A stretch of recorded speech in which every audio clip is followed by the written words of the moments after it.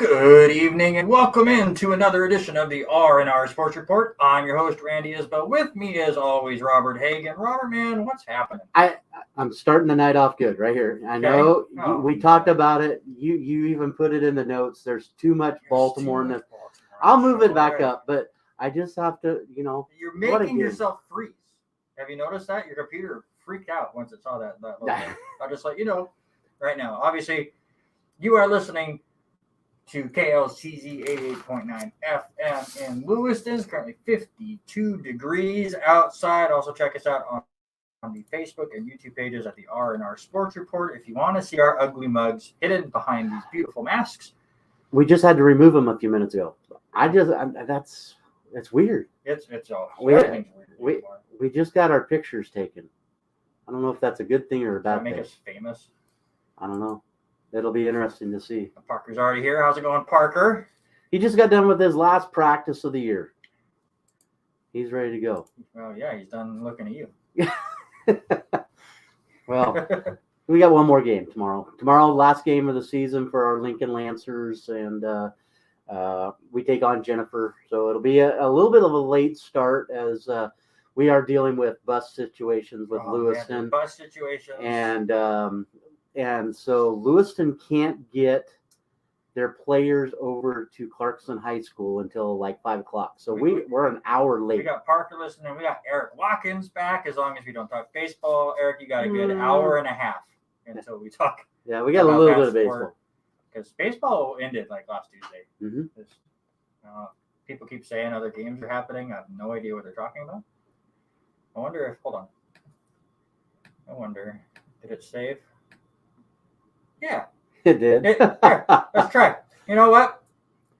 For people that were here last week, I tried this multiple times last week. My wonderful 4-year-old daughter was giving me words of encouragement during the Yankee game. It did not work out in the Yankees' favor, but it was adorable. So if you're listening on the radio, it'd be 5 seconds of quietness. But for everyone online, here's my daughter trying to help me stay zen.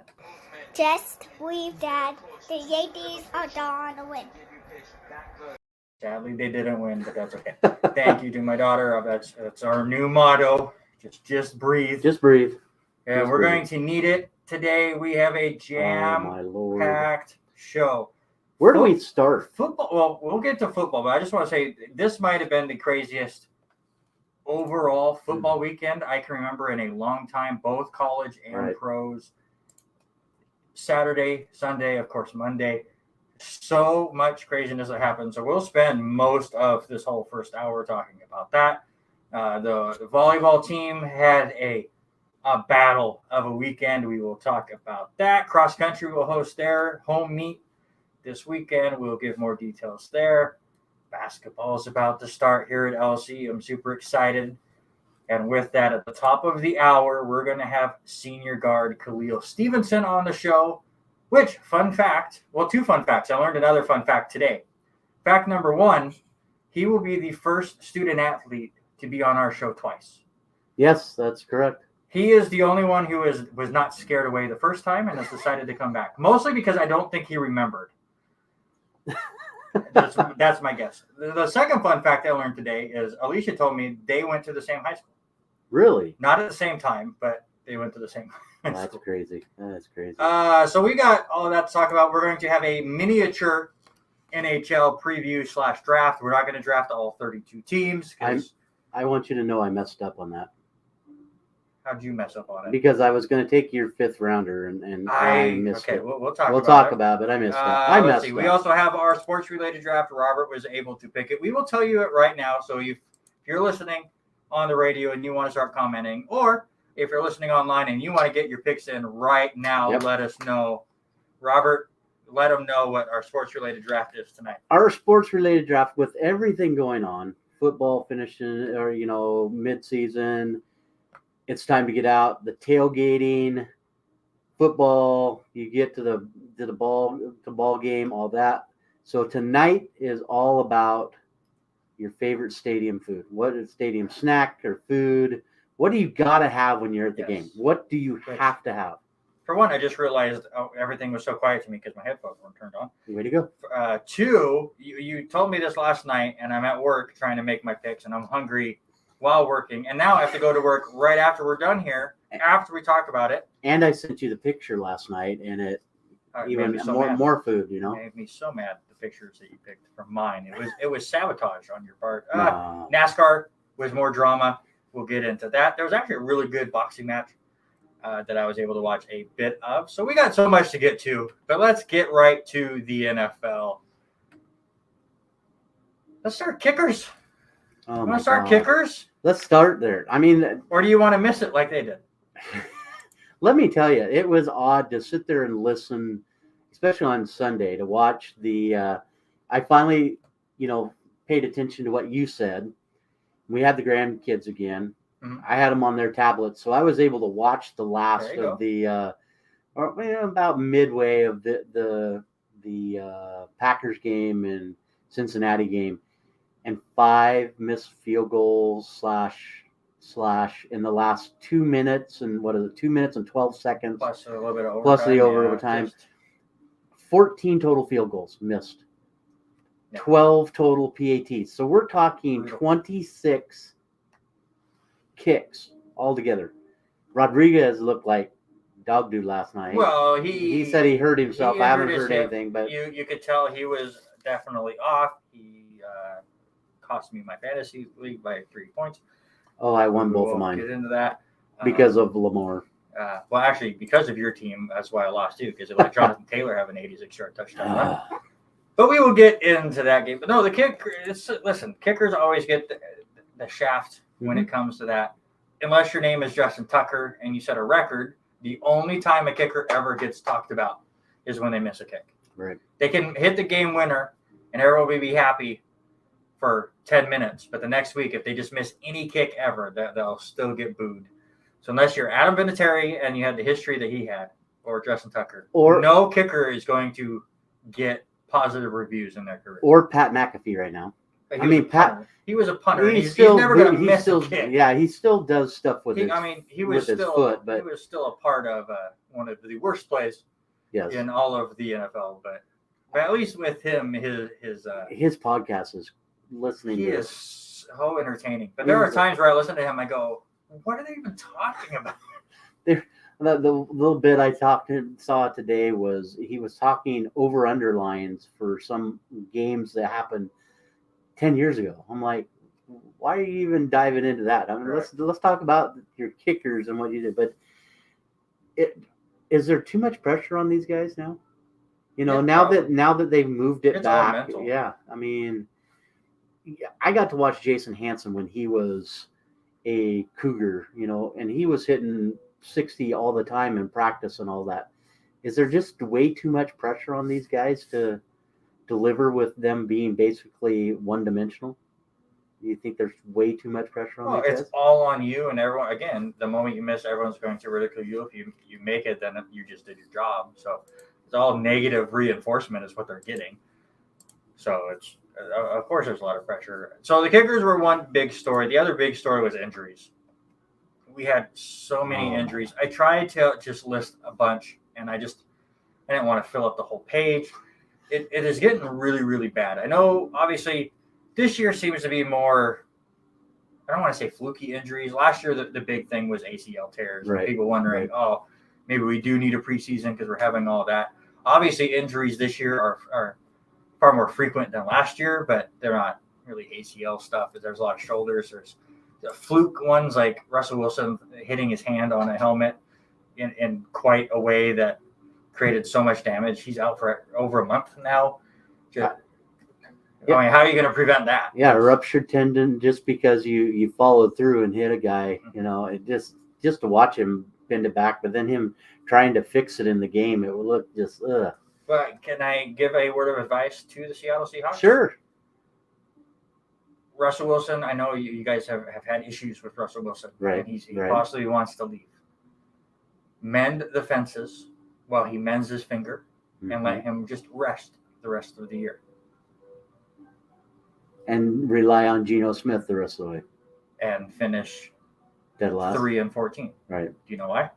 Then it'd be probably the number one pick to draft his backup. Perfect. You know why? Let's see, who would be the first guy out there this year? I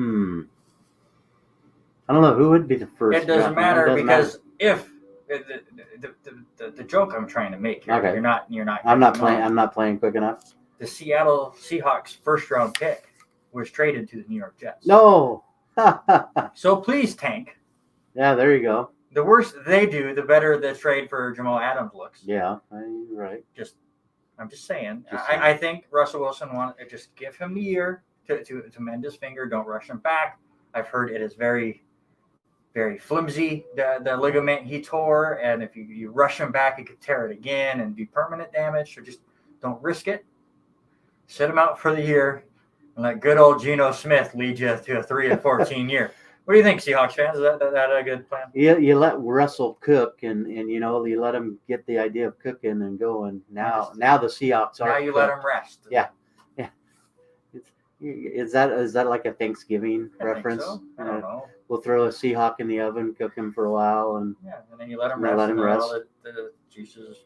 I don't know. How does cooking work? I don't know. I hear things like on like Kitchen Nightmares and Hell's Kitchen. That is my cooking experience. All the juices redistribute. Yeah, I don't know how it works. Other injuries: Clyde Edwards-Helaire Kills me in my fantasy. Injured his knee, had to be helped back to the locker room. He hits the IR today. Well, it looked like a month or two for him. Joe Burrow was interesting. He finished the game, then goes to the hospital with a possible throat contusion. Just shows how tough that kid is. Hopefully it's just a scare, and we'll see how that goes. Obviously, everyone knows if you've listened to the show, I'm a big wrestling fan. It kind of reminds me of Triple H in the first Elimination Chamber match, where he had RVD jump off the Elimination Chamber onto his throat and broke his larynx, and he finished the match. So Joe Burrow, Triple H, one and the same to me. So good job, Joe, for finishing the game. Parker, we'll get to the baseball, but you have the wrong group there. That is true. It's okay. He's learning. He's still young. The Braves do move on in the NLCS with a chance the Giants could finish everything out tonight and move on to the championship series. And that's the only series I'm watching is the NLCS because I refuse to watch the ALCS. But we'll get into that when the time is right. Trey Lance looked horrible in his debut. He's a rookie. But I felt that he was looking at his first read and running and just completely got that offense out of sync, and they looked discombobulated against a very good Arizona team. Mm-hmm. But he did come out and said he had a knee sprain in the first quarter, was still running through it. I don't think we see Trey as the starting quarterback for a bit now because they have a bye week this week, and then Jimmy G will probably be healthy, and I think they would go back to him. Yeah, I think so, 100%. But, we talked a little bit about it last week, is how small the playbook was for him. But now, do you agree with him trying to run to the corner and duck his head to try to get in for the score there? I mean, he got crushed. I mean, I was more worried about him getting up and being another concussion. Yeah. Like Daniel Jones and Taysom Hill were this week. It was just nuts. I mean, it's just like these quarterbacks are not using their noggin to run. They're using their noggin a little too much. The wrong direction. In the wrong sense. Saquon Barkley looked like he had a noggin on the side of his foot after nasty. He rolled his ankle. It looked like a tennis ball was on the side of that thing. And then they were saying, he'll be back in 2 weeks. No, absolutely not. It's going to take 2 weeks for him to be able to get a shoe back on. Yeah, I don't see him out of a walking boot or anything for, I would think, 4 to 6, just the way it looked. It looked nasty. It was rough. And then other bad news, Juju Smith-Schuster has a shoulder injury, had surgery already, and he will be out for the season. So, again, just so many injuries, and there were even more than that. A lot of linemen, of course, going down throughout. We could have spent 2 hours just on injuries. Let's look at some of the big games. You already kind of talked about the greatest kicker duel of all time between the Packers and the Bengals. First time I've ever seen my son sit and watch a football game for more than 10 minutes. He watched all of those kicks as he is a decided Bengals fan. He picked that years ago and has just stuck with it. I'm proud of him, and they're getting better. And then he loved that he was playing against Haley's team. Haley's team, yeah. So he was having fun with that. Of course, Packers do win that one 25-22. Lions look like they were going to get their first win against the Vikings. They scored with 5 seconds to go or something. Too much time in today's NFL. Kirk Cousins goes down, and they're able to get the game-winning field goal there. I thought that game was really fun. How about Dan Campbell's press conference afterwards? Dude is emotional, and I love him. I love Dan Campbell because the dude cares. Yeah, I mean, he's a player's coach. Yes. Do you think that they play a little bit different this next week? I hope so. Dan Campbell is one of those guys that I root for. I just want to see him succeed. Right. It just because, like I said, because of how energetic he is and how passionate he is and how much he wants to win. You can tell these losses are affecting him. It's not just I'm going to paycheck. I don't care. I'm going to come out here and give you my coach speak and then be all grumpy. He is upset with himself with the way things are going. I don't think he's blaming anyone but him, and he's going to keep trying harder, and that's just going to make the players try harder. Right. In my opinion. Let's see. A couple other fun games that we're thinking of. How about the Texans giving the Patriots a game? Like every time I saw them on the red zone, they're hitting huge plays. Davis Mills, I don't know if we talked about on the show because there was no point to, but he throws 4 interceptions last week. Looked absolutely like the rookie that got drafted a couple rounds into the draft. Comes out here, throws 3 touchdown passes against a Patriots team that kind of shut down Brady last week. Just shows you how much just complete randomness there in the NFL and a lot of parity. But I mean, they do lose to the Texans. The Patriots went out 25-22, but the Texans were right in it. We'll skip the Raiders for now because that's going to be quite the discussion. What about possibly the game of the week? I know you'll differ, but the Chargers and Browns in that afternoon window. Again, I like to watch Red Zone on Sundays. It just bounces around, keeps me in the action. If there's one game that I want to focus on, I'll switch to it. But that game was on my screen almost the entire afternoon. And not just because, this game was great. Just somebody was either scoring or in the red zone. Every 2 seconds, 41 points put up in the fourth quarter alone. Herbert with nearly 400 yards and 4 touchdowns, 165 of those yards and 2 touchdowns to Mike Williams. These two teams are legit in the AFC. Oh, 100%. I mean, it was fun watching them. I think he's just growing into his responsibilities, and I just love the way that Herbert's making things kind of.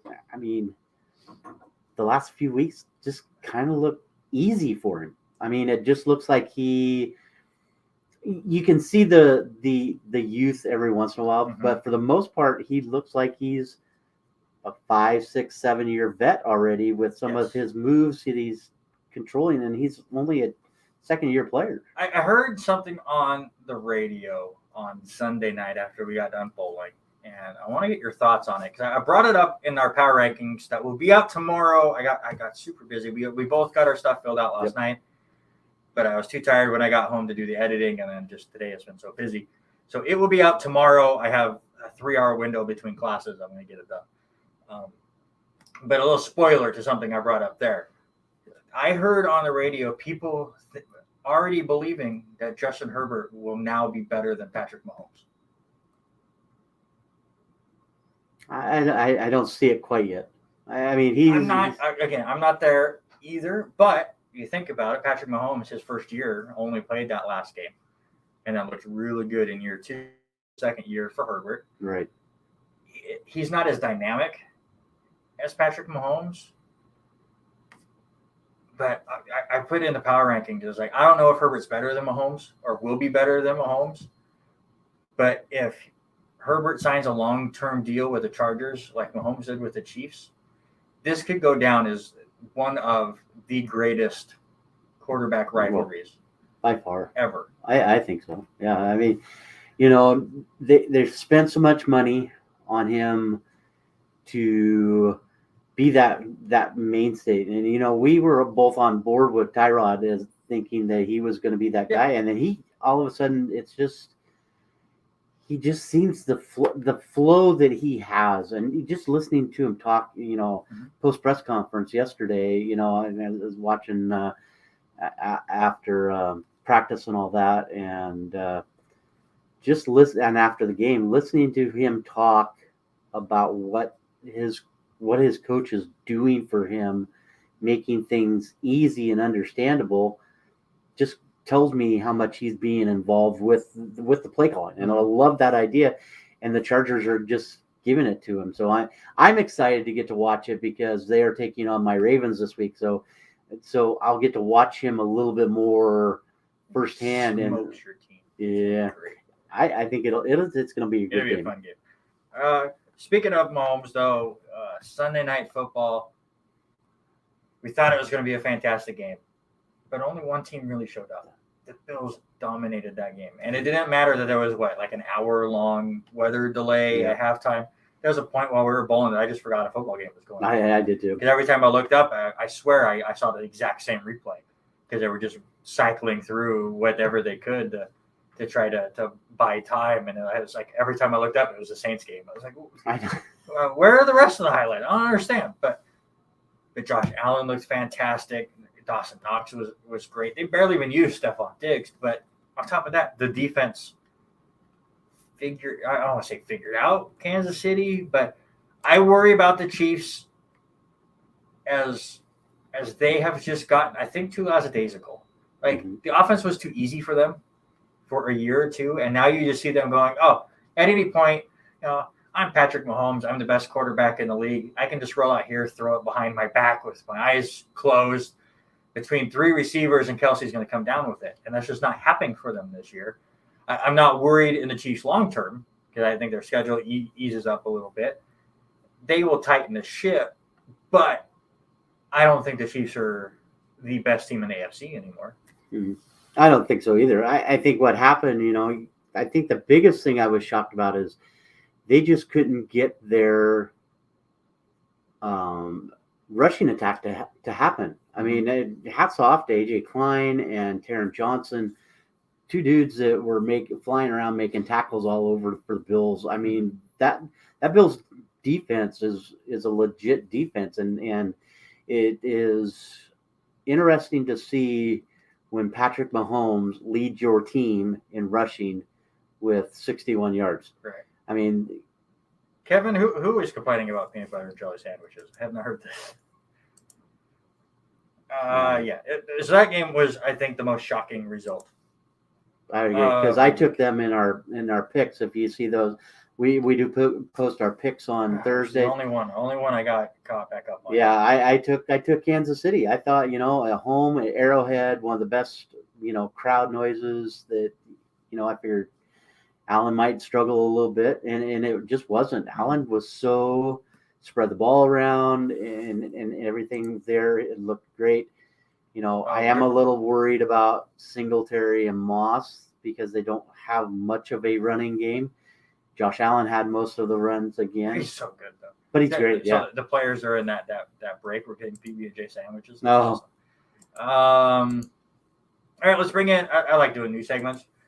I just come up with silly stuff, or I steal things that I see on other radio shows and tweak it a little bit. But we get the headline stuff. Everyone will do headlines of what happened over the weekend. Right.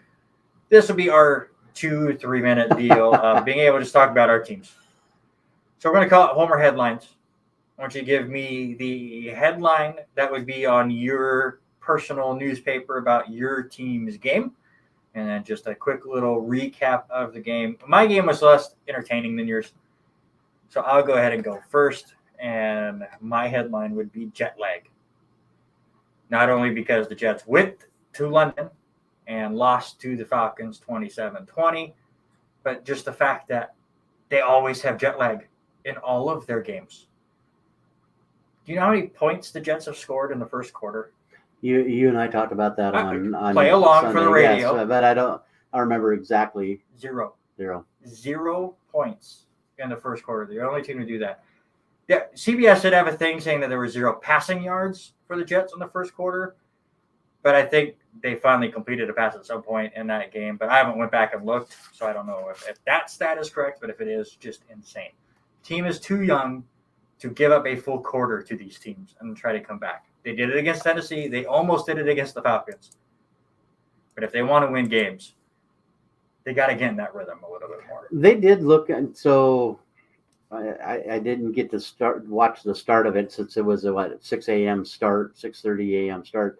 So I think I caught the last about quarter of your game, and it looked like they were starting to make a good push to get back into it. I mean, but you're exactly right. They're just young. I mean, they're learning together. Hey, Eric, we didn't pour anything out, so there was no gimmick infringement on the kickoff, which you can listen Wednesday nights on W2M. There you go. So we slightly gimmick infringement, but we'll give you a plug on top of it.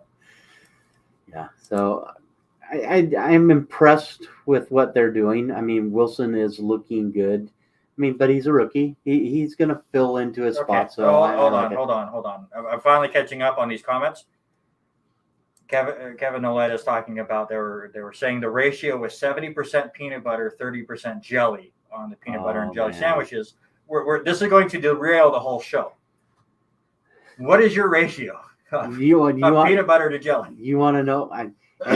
And Denise will laugh at me. My mom. I gotta know. This is very important. This is way more important than the Ravens Colts game. So listen, I'm gonna veer just a little bit. I love my peanut butter sandwiches, but it's not peanut butter and jelly. It's not peanut butter and jelly, and it's a half and half. I'm just waiting 50, for the 50. disgusting. Listen, it's not that bad. I grew up eating peanut butter. The fact that you're saying it's not that bad means it's bad. You're embarrassed about it. They laugh at me at school when I show up with sandwiches like this. Yes, onion is on there. Peanut butter, mayonnaise, and onion. And it's a 50-50. And you got there's three. Whoa, there's three ingredients. How do you have 50-50? Well, there's three. Okay, let's go 40, 40, and 20. Which one's 20? The onion. The onion? And it's raw onion. It's not cooked onion. It's raw onion. Walla Walla sweet onion, peanut butter, mayonnaise. No, and there's nothing about chocolate chips or anything in there. No, peanut butter, mayo, and it's not Miracle Whip. It's mayonnaise and onion. You know what it is for me? It's 60-60. I want that thing. Give me a lot of peanut butter. Give me a lot of jelly. Or, we did just lose Elmer Wessels last week. Yep. Peanut butter and some of that Elmer's honey that we Elmer's honey. Yeah, we'll talk about him here a little bit later, but yeah, absolutely. But no, so Kevin, thank you so much for derailing the show for something very important. We're already talking food later in the show. I'm hungry again. All right, your headline, sir. Oh, I caught him on a drink. Look at that. You did. You caught me on a drink. All right, so I know I put it on there, and I'm all about it. I know Mark Ingram's not there anymore, but listen, big trust, man, big trust. Lamar Jackson comes back, 22 unanswered points, him and Mark Andrews in the fourth quarter, and then Hollywood Brown stepping up in overtime. Dude, these guys just looked unbelievable. I mean, the defense played, and I hate to say it, and I had a few texts during the game, never answered them. Baltimore's defense in the first three quarters was garbage. I mean, and I'm not taking anything away from Jonathan Taylor or Carson Wentz, who had a career night throwing 402 yards for him throwing. He had a great game as far as stat-wise for him. Baltimore just came out looking flat. They attacked, Wentz attacked Averett and had a couple of shots where he just went at the young guy, and it just looked terrible. And then all of a sudden something clicked, and I don't know if it was Calais Campbell, if it was, them making a big push, getting Keith stopped by Smith. I mean, there's a lot of different things that go ahead. There was a lot of things that could have brought that game to where it was, but jump on board, climb on Lamar's back, because he threw the ball quite well. 422 yards, 4 touchdowns. 2 extra points that were all right. scored. Yeah. You listen. I know our show notes, and there's enough Baltimore already. So let's move on. All right, let's. We're running a little long. Peanut butter and jelly discussion. It's Kevin's ruined fault. everything. It's okay. I've already changed something for later on in the show because of Kevin. Let's bring back the greatest segment on our show, the most original segment. Exactly. Again, we don't gimmick infringement. We tweak and change and make them better. So we are doing Randy's Believe It or Not for the NFL. And I'm going to start light before we get to the topic that's going to make my head explode. Yes. Brought up Detroit. Mm-hmm. We brought up Campbell. Believe it or not, Detroit, though they are 0-5, will not end up with a top 5 pick in the draft. I think he gets those guys motivated. So, no, I don't think he will get a top 5. I think he'll be yeah, I'm going to believe it. I think I think he gets these guys motivated. And you look at when and where and how these teams will play and who they play.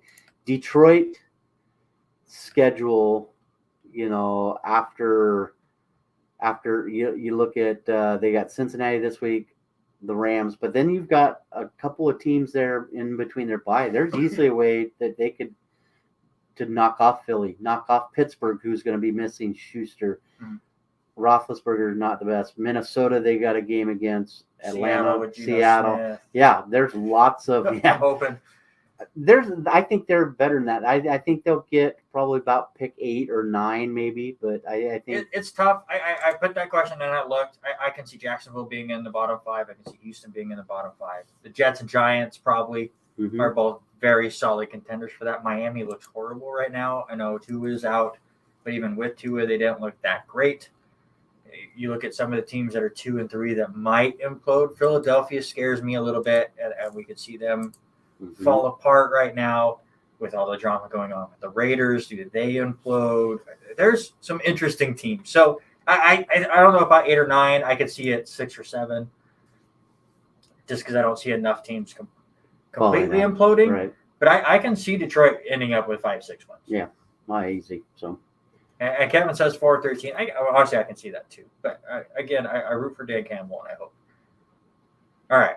So one I said before, I got Dallas completely wrong.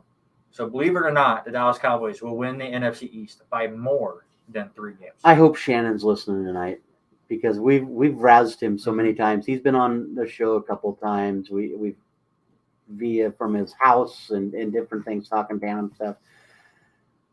But Dallas already has a 2-game lead. I think they're just looking that dominant in that division. Yeah. Zeke is looking good. Prescott looks like he didn't miss a beat. So maybe him not playing anything for the preseason was a plus. Yep. So I'm buying. Honestly, I believe it. The rest of the teams in that division are right where I thought they were going to be. I just thought Dallas was going to be a bit more mediocre. That's why I thought Washington was going to win that division. I thought 9-8 was going to win it. Right. And it's definitely not going to the way Dallas is playing. And yes, I agree with you. I do think they win it by more than 3 games. This will be a little bit more interesting. Believe it or not, there has never been a better young core of quarterbacks than we are seeing right now in the AFC. So you and I have had this discussion many times. When we started watching, I started watching football, mid 80s. So I had Joe Montana, Phil Simms, Troy Aikman, starting to see that group. I've heard stories of the younger groups that played before, the Frank Tarkentons, but how do you go against Josh Allen, Patrick Mahomes, Lamar Jackson, Herbert? Well, let's just look at it real quick. So the one that just blows my mind is the AFC East. There's still a lot of question marks in the AFC East, but Josh Allen is the oldest quarterback in the AFC East. And Mac Jones has been looking pretty good as a rookie. Tua. I don't want to talk. Well, Tua's in that division, but yeah. Tua's not that great. Zach Wilson, up and down rookie year, but could be good. AFC West, Herbert has looked fantastic. Mahomes is still very young. People always forget. Has been absolutely fantastic as well. AFC North, you got Joe Burrow, Lamar Jackson, Baker kind of. He's not that great, but he's still young and good. Just there have been fantastic quarterbacks and like 3 or 4, but like half of the AFC have solid young stud quarterbacks already. And you look at that, the Chiefs only 1 game back, but you've got Herbert leading his team in the division. As much as I want to put Watson there, I don't want to say it, but Baker's there a game back. Baker's there a game back. Burrow's a game back. Baltimore's 2 up. I mean, Allen two games up. It looks so inviting and fresh, and they run the ball and they make football a little bit more multidimensional. So yeah, I think this is probably the best group that I have ever seen. I think so too. All right, believe it or not, the rain. We'll skip this one because we already talked about Kansas City. We're running long. I want to get to it. All right. Believe it or not, John Gruden leaving the Raiders was the right move. I believe so. Okay. I mean, as much as Mark Davis, went out and spent months trying to get him. I mean, Pat Sabota and I talked about this morning a little bit about whether it was a right move or a wrong move. The move had to be made because of the way the Players Association is trying to make it look like they're trying to get rid of the racial part. The part of what I'm struggling with the most is a lot of these emails were over 7 to 10 years ago. So you got to tell me that somebody's been sitting on these for this long. No, for the right time. From what I understand, they just got leaked. And so recently, they're still going through them. Like the New York Times is still sifting through them because they have no lives. Right, and that's the point. So you're just going to sit there and get to a point where you. And I'm not trying to defend Gruden at all. No. So here, and I hope people realize that. I will be doing the same. I hope nobody thinks I'm defending him whatsoever, because you even listened to how Josh Jacobs talked about him, that he had ever felt like he was ever discriminated by him whatsoever. But it just seems weird that you sit on these emails that happened so long ago. Why 7 to 10 years later are they leaking out, like you said? So I think almost by popular demand of everybody, the Players Association, they kind of forced Mark Davis to take that step, I think. Listen, it's such a mess. It is a mess. I'm like you. I'm not defending John Gruden. Obviously, these emails are showing his true colors, especially because these are not personal emails. These are work emails when he was at ESPN. So that he was doing these in a professional manner, and obviously not acting very professional by any means. But I can say, obviously, I don't go out and use the N-word ever. Right. But some of the other language he's used, I've used when I was younger. Times have changed and we've grown and we've learned, and there are words that have been said, or some that he hasn't even been said. I listened to Doug Gottlieb, and he had a great discussion about just the different words that hold a lot more weight now than they did in the 90s or early 2000s, and now they hold a weight, and you just have to understand that. However, and again, this is showing John Gruden's true colors. However, I don't think you should be punished for something you did at a former job. No, I don't think so either. Period. They can come out and now everyone can boo him. And if the Raiders want to say, oh, he's just a distraction, sometimes your play's a distraction, but you're not fixing any of that. It's like, now let's go through Mark Davis's emails. Can we do that? I know the NFLPA is going, oh, look, we got Gruden's emails. Now let's get Washington football team's emails, because they've had all of this alleged sexual harassment stuff. That's obviously very important. So let's go through all of that. Well, yeah, let's dive into D. Smith's stuff. But it's one of those things that is just like, I get people are put into the limelight and then they're held to a different standard, or they it looks like they're supposed to be to a different standard. But it's like, we're all human. There's good and bad in everybody. There's good and bad in all levels. And yes, do we want to fix a lot of this stuff? Do we want to fix a lot of the racial undertones that are in the NFL? Absolutely. But the cancel culture stuff is just, it drives me insane. It does. Right? Oh no, he said a bad thing in an email. Let's just never let him have a job ever again. That if we did that to everyone in the world, no one would have a job. Mhm. Even less than now with all the COVID stuff going. It drives me nuts. Again, I look at John Gruden at a far lower level now. Right. But do I think he should have been fired? No. Do I agree that Tampa Bay should have taken him off the Ring of Honor? Yeah, that's fine. Because that's an honor thing. Right. You're honoring this person. If you don't want to honor that person anymore, So that's so totally be it. fine. Yeah. But to just say you are losing your job over something you did not do while at this job, it's a little much for me. And the thing that Doug Gottlieb talked about is, what's the line then? How far back do you go? Mm-hmm. What word is the absolutely you have to get fired? And how many times are you allowed to say it before you can't anymore? It's a slippery slope, and it's very, very difficult, and it's obviously tough to talk about on a college radio show where we don't want to then get in trouble for talking about a touchy subject. And if people disagree with us or agree with us, we don't want any arguments or anything. We're just speaking our minds. But it's the same thing, and I guess I've looked at it a couple of different ways after hearing everything, is because I've experienced some things. My best friend was in high school was a person of color. Mm-hmm. But I grew up over here that never knew that. I never knew how bad things, in other parts of the country were towards that until I moved away. I lived, and this, I lived in Louisiana for about 6 months, mm-hmm. And just to be able to be in a couple of different places in Louisiana, and when I have different groups coming to me and saying, you're in the wrong part of town right now, you need to leave. It just kind of, it finally put into, for me, finally seeing that side, it was hard.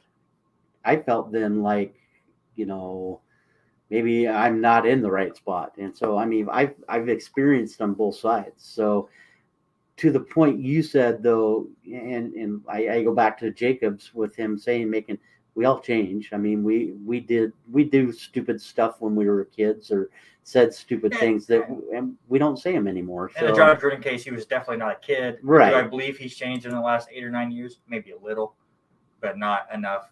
Obviously, I think it does show some of his true colors, but at the same point, I don't think you lose your job unless it is showing on the field. Right. If he is showing those tendencies to the players. Now, people can be two-faced all they want, and yes, we want to fix that. But and so then you go to that point, do you consider him one of the better coaches in the NFL? No. So, you think he's got, a Super Bowl ring, on how many teams he didn't build. Yeah. So, he couldn't win with the Raiders. He got traded to Tampa Bay, and then took the team that Dungy built and took them to the Super Bowl, and then dominated the Super Bowl because he was playing the Raiders, who made it to the Super Bowl because he was gone, but he knew everything they were doing and just dominated. All right, let's move on. Let's get back to some fun. Player of the week, you already talked about Lamar Jackson. I already talked about Mike Williams. I'll let you talk about Mark Andrews. Yeah, just as much as I do have Lamar, but I'm going to also add in Mark Andrews. In that fourth quarter, he had 10 receptions. He had one prior to that, but 147 yards, 2 big touchdowns, and a 2-point conversion for him. Just huge night. So I have to add him with Lamar in that discussion for Player of the Week. Yeah, absolutely. What was your game of the week? Shock us, sir. Before last night, and I had to start the game late because I had football practice. So I all the way I was going to say Cleveland and the Chargers, but for Baltimore to come back after 22 unanswered and work their way down, and then get the kickoff in overtime, and Lamar just work it down the field. Yeah, for me, it's got to be Indianapolis, Baltimore. Yeah, that gives me the correct answer, which was Browns Chargers, which was just a fantastic game. How about the game to watch next week? Well, I already talked about it earlier. Baltimore's at home again. I do. I mean, Baltimore's making a point here. They're playing another. Let's go back to the peanut butter and jelly discussion. I'm tired of Baltimore. Another Los Angeles Chargers team. Like you were saying, 2 young quarterbacks. I'm excited to watch. I think it could easily be another 800, 900 yard day total offense. Maybe it hits another 1,000 yards offense. But I'm excited to just see what Herbert can do in Baltimore on Sunday. For me, give me the undefeated Arizona Cardinals on the road against the Cleveland Browns. I think that's going to be a fun one to watch. Thursday night prediction, Tampa Bay at the Philadelphia Eagles. I'm taking Tampa Bay. Yeah, that's kind of a no-brainer. As much as I like what Jalen Hurts is doing, he's top 11 in a couple of the categories as a QB so far this year. I think Tampa Bay is just way too much. Kevin said Seattle and Pittsburgh. That's not a fun game to watch. I don't want to watch 2 terrible quarterbacks. He wants to watch Russell Cook some more. But he won't be He's resting, remember? Right. He's resting. Right now in Pick'ems, you do have a 5-game lead up. You went very, very good, 13-3. I was happy with my 11-5, but it was just nowhere near good enough to keep up with you. Let's look at the local high school, which I want you to describe what you told me how your Friday night looked. Yeah, my Friday night, I'm working at the Tribune, and my job doesn't really fully start until the football games get done. I'm there to answer the phone calls from coaches and take stats and get the box scores and stuff. So I have 2 monitors set up down there. I have your Clarkson Bantams on the right screen. I have the LCSC volleyball team on the left screen, and I have the Lewis and Bengals radio broadcast in my right ear. So I could keep up to that. I had the Asotan game up, but didn't have the line score on, so I had no idea what the score was, so it was just pointless. But ridiculous. The volleyball game was insane. We'll talk about that in a second. Lewiston had the lead, 2 minutes to go, inside their own inside the 10-yard line to put it away, and they threw a pick six. Yeah. And then took 46 seconds or whatever it was to go right back down and score to take the lead back. Post falls, then comes all the way back. What was it, a 25-yard field goal? And they missed it. So Lewiston goes 6-1. They're now 1-0 in conference. It's your typical Hepburn and MacArthur show. For Lewiston, they're absolutely fantastic. They will go to Lake City on Friday as they try to win their second league game. It's so tough for Lewiston. You have 3 people in your conference, so it's just here's 3 straight weeks that mean absolutely everything. Right, and I want to touch base with it a little bit because we were talking during. I don't remember who it was. I don't remember. It was Thursday night we were talking about it, or Sunday night bowling. It wasn't you and I. It was somebody else. That Hepburn had committed to baseball, but the way he's been playing already this year, I've heard that commitment might be off the table just by how he's playing football right now. So it'll be interesting to see. Yeah, he's just, 242 yards total offense. And that's one of his worst games of the year. Yeah. How about your Bantams? I was able to watch most of it, but you were there live. So I was there live.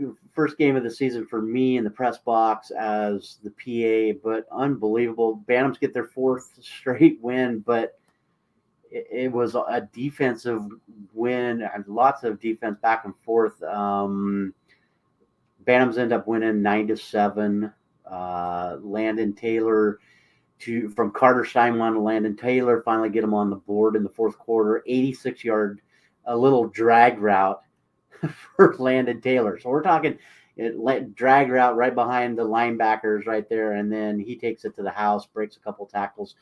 And then 2 silly penalties, one on the defense during the extra point where the extra point doesn't catch, and then they come back and work their way down. Then he hits a big 28-yard field goal, and there was enough time that they make their way back down, does East Valley. 45-yard attempt. Vargas had plenty of leg. He just hooks it just ever left. So tough one there for East Valley because that kid's got a leg on him. So I wish the camera would have followed the ball. Yes, we talked about that there the other day. The camera's a little on the slow side getting there. So Bantams do have a bye week. So does Lewiston this week. Or no, I'm sorry. Lewiston is not. Lewiston on the road. Clarkston is on a bye this week as they were scheduled to take on Newport. That game has been canceled. So their next game will be next week as they travel up to take on West Valley, who's 2-3. Yeah, it was Soton that also is on by next That's week. right. They had a crazy game. They lose to Northwest Christian 19-14. Came down right to the wire. Soton was down 2 scores. Got the one. Got the ball back. Got with it to the 3-yard line. Running back dives towards the end zone. It looks like he scores, but none of the referees put their hands up. It's because they called that he had fumbled the football going into the end zone. And Northwest Christian recovered and held on to win the game. So just a heartbreaking loss for Soton, who is now 2-4 on the year. Would have been a big one for them. Just again, it was a wild weekend here in local football. Also a wild weekend for the LCSC volleyball team. They do lose both their games this last weekend. Both of them were in 5 sets, but it does mean that their 4-game road trip ends in a 4-0 record. For the Warriors on Friday, they lost the first 2 sets to Oregon Tech, came back to, of course, the 5th set, but were unable to get the victory. And then it was the exact opposite, where they won the first 2 sets against Southern Oregon. Things just did not go their way the rest of the match. They lose the next 3 in that one. But they are back at home this weekend, Friday and Saturday. What are you doing Friday now that you don't have a Newport game? I don't know. I haven't heard. I haven't talked to the wife yet, so I don't know what the game plans are yet. I know I do have to work on Saturday, so it'll be. Yeah, might have you come in help and me out on the volleyball game on Friday at 7 p.m. against number 13 Eastern Oregon. They play back on September 11th. Eastern Oregon won in straight sets in that one. We'll see if LC can get revenge. And then on Saturday at 5 p.m., they will host College of Idaho, where LC won the first one on the road in 4 sets back on September 10th. LC right now 11-10 on the year, 6-7 in conference. The top 6 will make the postseason tournament in the Cascade Conference this year. And right now, LC, after those 4 straight losses, are currently in 7th. 1 game behind Evergreen and Northwest. There are 9 games left on the schedule, so a lot of big games coming up for Warrior Volleyball. LCSC Cross Country will host the Inland Empire Championships on Saturday at the LCSC Cross Country Trail. Women will be at 10:30 in the morning. Men will be at 11:30. Might go over there and check it out. I was over there on Saturday. My son was running in the high school race, well, the junior high portion of the high school race. Kid tore it up. He raced at that track less than a month ago, and on Saturday he cut 86 seconds off of his time. That was crazy when I saw those stats. But you get done. It's just, and it's not a big hilly course, so I mean he had to have gotten in a pretty good groove through those long straight stretches. So he's just getting better and better. Very proud of that kid. He will have his final race on Thursday. LCSC golf men and women will play in the Bushnell Invitational on Sunday and Monday. This will be their last scheduled competition until April. Obviously, with the winter months, golf kind of takes a break for a bit. And then LCSC men's basketball, it's here. Oh, yeah. I was at the press conference today.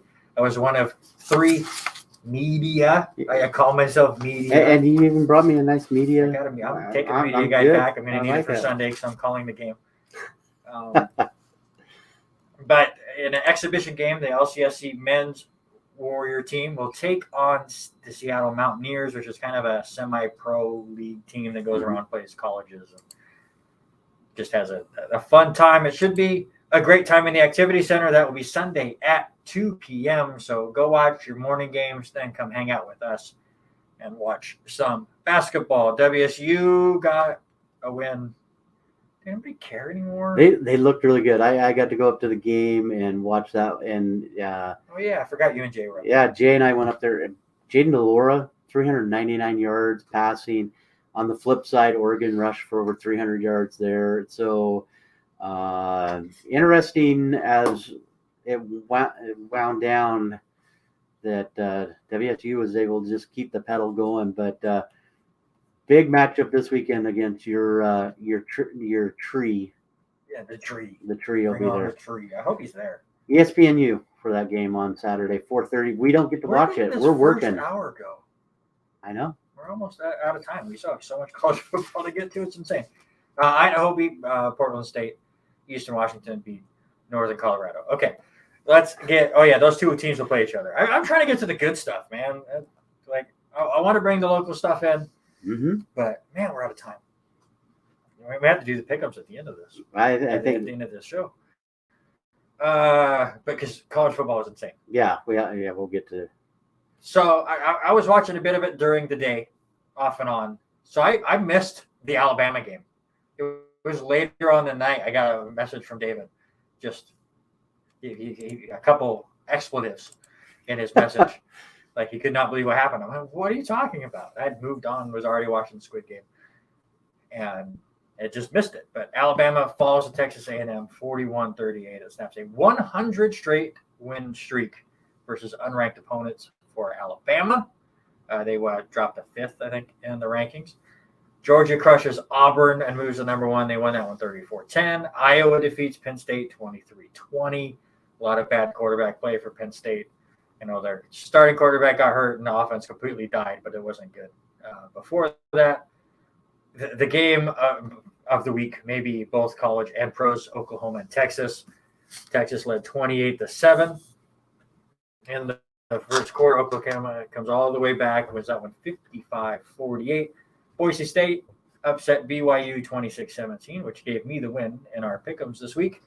And another great game. Ole Miss survives a wild one against Arkansas 52-51. Arkansas, scored with zeros on the clock, went for 2 and failed. So there was a lot there. Oh, yeah.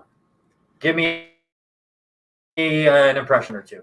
I left, and Texas was well up on Oklahoma. I thought, man, they had it on. So good. And I picked him in the kickoff picks. Yeah, and Jay and I were heading up to Pullman, and we didn't turn any of the games on, in the car on the way up. Get up there, get down into Cookeville, and oh my God, what's happening? How come Oklahoma is back up on top? It was just crazy. And then I got home in enough time after watching the Cougar game to watch the end of the Alabama games, and A&M just seemed to be in total control. Those two are the big ones. Right, we knew Iowa was going to be a tough one, but it panned out the way it should have. So back to the Oklahoma-Texas game. I put on there. The Oklahoma-Texas game was the best college football game since what game? What game were you in descendants? Yeah, I think since the 2006 Rose Bowl, Vince Young, Reggie Bush, that was a great. I mean, you have still seeing Pete Carroll running up. Yeah, seeing Pete Carroll run up and down the field for USC. I still think that's probably one of the best games to ever be played. Mine, Oklahoma, Boise State, the Fiesta Bowl, hook and ladder, Statue of Liberty. So many points scored in that game. Come on. You were after the proposal. Proposal's after the game. It doesn't count. But still, that's going to be hit its 15th anniversary. I can't believe what has happened. I can't believe both of those games have been 15 years ago and on going to be 16 for the one. It's just nuts to think about how many good games have flown by. All right, you want to open that door just to let, in case our guest shows up, I'll run through our deal. You are listening to the R&R Sports Report right here on KLCZ 88.9 FM. And Lewiston is currently 47 degrees outside. You can also check us out on the R&R Sports Report Facebook and YouTube pages. That is where you can see our beautiful faces and comment with us while we bring in our guest for the day. We've already talked him up here a little bit. Let me make sure I turn on the right microphone and bring him on to the stream. But we have Khalil Stevenson here. And how's it going? Good. How you doing? Doing great. Bring him back into the studio. I love it. I love being here. I turn on the right one. Yep. Number 2. We'll just make sure he's right up there.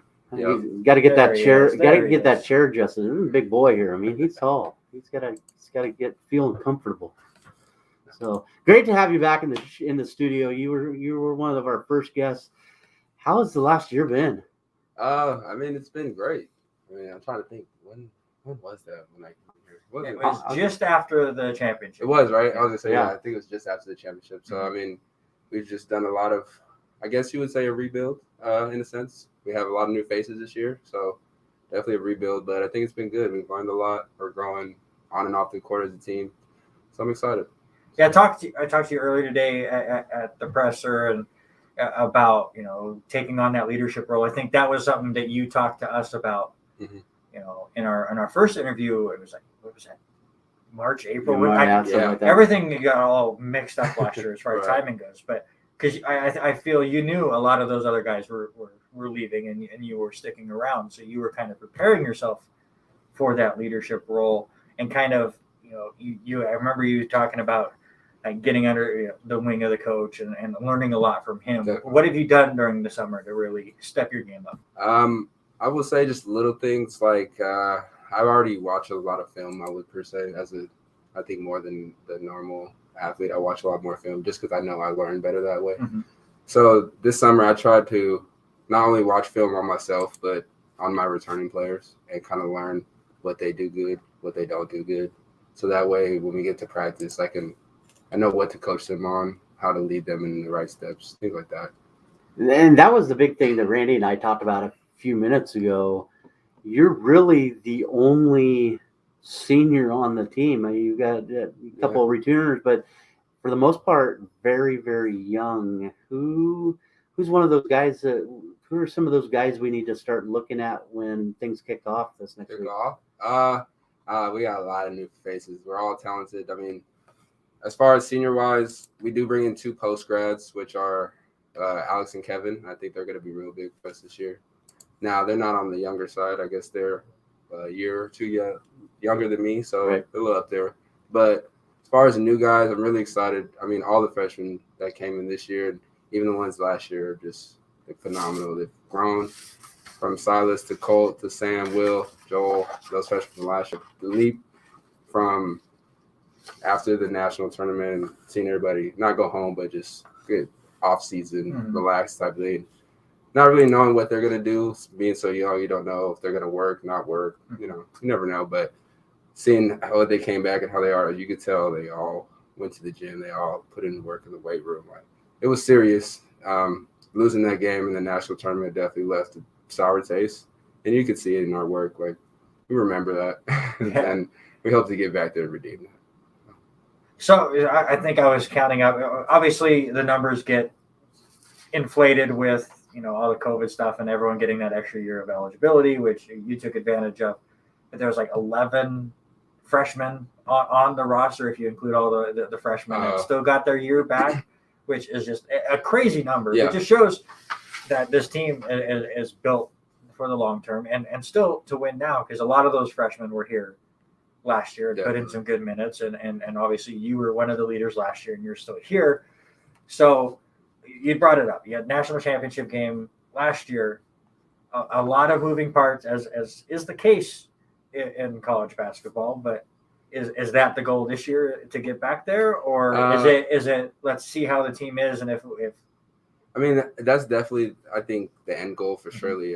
We set a high standard here at LC of not only winning basketball, but playing correctly and knowing how we win, I think is a big key part. Johnson always talks about, some teams may win and they feel okay with that. But if you don't know exactly how you win, it's kind of hard to duplicate it. Mm-hmm. So with that, I mean, of course, getting to the national championship is our goal. And last year, it may have been a little more reasonable to obtain. 7 seniors. We've been through a lot more. We know kind of exactly what we need to do. Not exactly, but in a sense more knew what we needed to do to get to that stage. So it's definitely our goal this year, but it will be a lot harder to obtain, and it's going to take a lot more focus from us as a team to build up and get to where we need to be able to get there. Listen, that championship game was tough for us because we had the other computer sitting here trying to do this show, and we're both too busy looking at the computer screen and just impressed with how you guys played once you got there at the national level. Is it attainable? Do you think it's attainable with as many freshmen we've got? Yes, I mean, freshmen or not, I think our boys have definitely prepared, and we put in a lot of work this preseason to get back there. We know it's not going to be easy. We know we were blessed last year to have 6 seniors that have all played together for their junior year. And even our junior year, that's when COVID first hit. We got left with a sour taste in our mouth that year. And we knew we weren't going to, regardless of the next season, national championship or not, we were going to give it our all. So we just got to keep working, but I definitely think it's obtainable. So we've obviously talked about a lot of changes going on with the team. I'm just curious about, you talked about a lot about the chemistry already and how everything is gelling. We follow the volleyball team a lot this season. I've been able to do a lot of the play-by-play for the home games, and we've had a lot of them on the show. And all of them have said just how close of a bond all of them have. I know last year, a lot of the times that I was walking into the studio, you would see you guys coming out of practice, and it was like the whole team was just going as a group, just one unit. Now with all of the new members, has it already started to gel as that new family already, or does that take a little bit into the season? It definitely, I think it always enhances once games start. I mean, on the road trips, being in hotel rooms, getting wins on the road, definitely bring your team closer together than anything. But with all these new faces, I think we have grown pretty close together a lot faster than I have on some other teams, I will say, with the younger kids. But yeah, we've grown close, and our retreat was a real big step in that. I think us getting out there and just kind of being isolated, no service, no cell phones. We're playing board games and like laughing and stuff, kids these days don't really necessarily do all the time. So I think we're definitely a lot closer, not a lot closer than other teams, but I think we're probably similar. Definitely that brotherhood. So I got to ask, because I didn't bring this up during the press conference, but because I wanted to save it for now, because I'm excited about it and I'm disappointed that I can't go, but partially because I'm doing the volleyball game. On top of, I doubt that they would have allowed me to go anyways. But how cool is it for you guys to have the experience of being able to play Gonzaga, to play in the Kennel on November 5th? Is that just something that you're excited about, or is that something that you'll be excited about once it gets here? A little bit of both. I mean, as a team, we're trying to look at it as, another game, another opponent we need to prepare for.